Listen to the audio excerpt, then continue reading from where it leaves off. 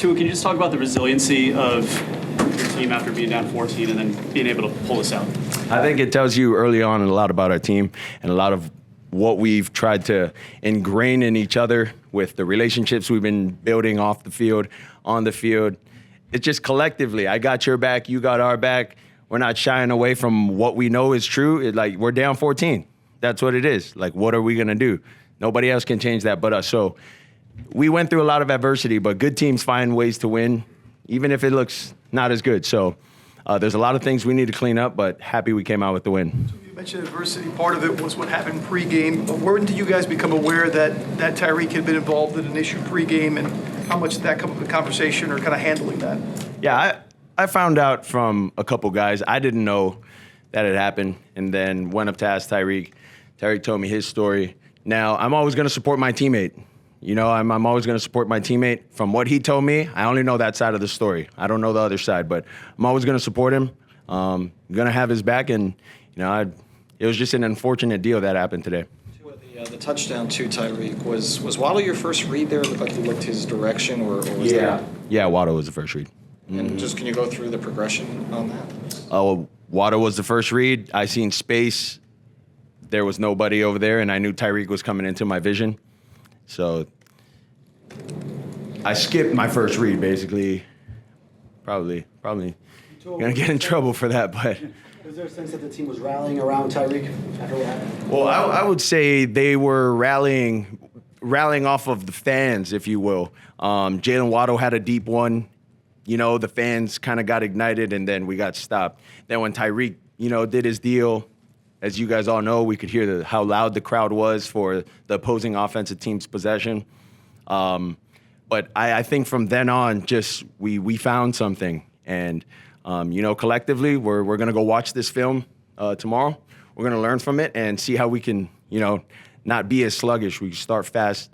We got some other good teams that we're about to play. So, we can't be doing things like that. Sometimes halftime adjustments are overrated, but it seems like you guys were really doing some different things in the second half. What did you learn from the first half and you were able to fix in the second? Well, there's just a lot of minutia for a lot of us, because there's a lot of personnels that guys got to hear who's who, who's what, who's where.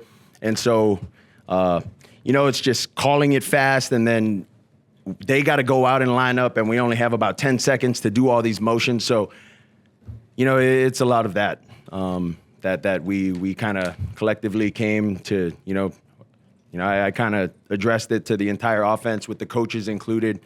They were all included with that, with the personnel, getting the guys out, who's who, who's what. Then we're all calling it the same way, and we're all hearing it the same way. The way that quick sudden turnaround with the fumble in the end zone and then the long play, is that a perfect opportunity to strike when you got a team maybe a little bit down because they should have had 7 and they didn't?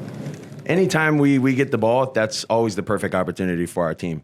Every time we're out there, that's what we're looking to do. We're looking to put points on the board, whether it's 6 points, whether it's 3 points. Any way we can end series with points. How would you describe the importance of the Javon play? That was very important. That was very important. That was, I would say, a huge momentum swing.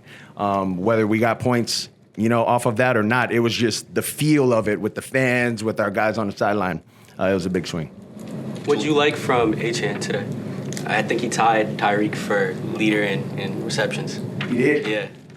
It tells you a lot right there. You said he tied Tyreek in receptions today. Very versatile. We put him out there at receiver. We bring him in as a back.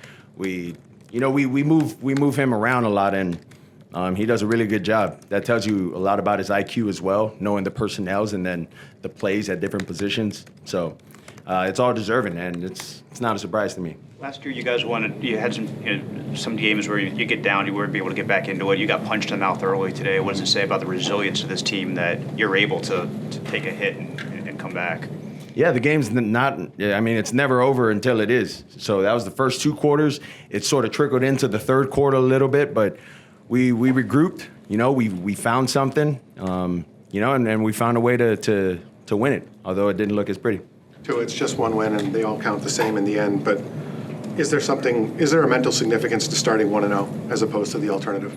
Yeah, I think it's a morale booster for the team because it's a new team. There's a lot of new guys, a lot of new fits for, with what we've got guys doing on the defense, and then we're in our third year in this offense, and we're trying to see what else or what better we could do, with this offense and whatnot. So I would definitely say it's a big morale booster. You used the term sluggish earlier. Yeah. Was it timing? Was it, what can you kind of pinpoint without going back and really digging deep into it? I think collectively as a group offensively, it was just one of those deals where we just needed to get our head out of our ass. That was it. That was it. It was, okay, yeah, we're just going to come out here. It's hot. These dudes are probably going to give up a little bit. No, we got punched in the mouth. And that's what you get. How are you going to respond? Tua, can you touch on the 4th and 8th on the first drive, as well as the 4th down on the fourth drive? Just trying to clean that up, as well as establishing those long drives that you talked about. Yeah, well, that's what we got film for, to clean all of that up. But I think that tells you a lot about the confidence that Mike has with us going out there. That okay, it's 4th down and we're basically at the 50. I trust you guys, but I also trust the defense, that the defense is going to be able to hold them as well. And that's what they did this second half. I mean, scored 0 points in the second half. So that was an unbelievable job by the defense. Last question. Tua, what were your thoughts on the offensive line as the game progressed leading up to that final drive? I think they did a great job. Some things are going to happen where, okay, I slip, I do this, I do that. I move into a pressure.